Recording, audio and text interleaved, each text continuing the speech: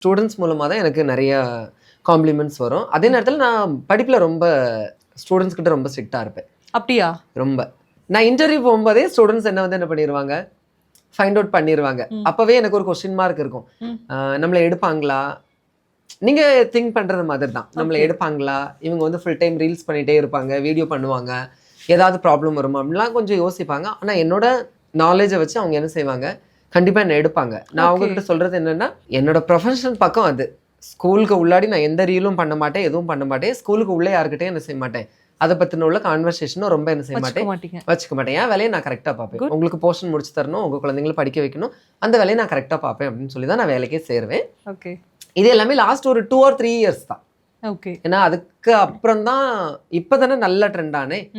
அதுக்கு முன்னாடி வரைக்கும் கொஞ்சம் இழுபறியிலேயே தான் இருக்கும். ஆனால் எனக்குள்ளேயே ஒரு பயமாக இருக்கும், எப்போ நம்மள மேனேஜ்மெண்ட்டில் கூப்பிட்டு திட்ட போகிறாங்க அப்படின்னு இருக்கும். ஆனால் வந்து எல்லா மேனேஜ்மெண்ட்லேயுமே என்ன திட்டலை.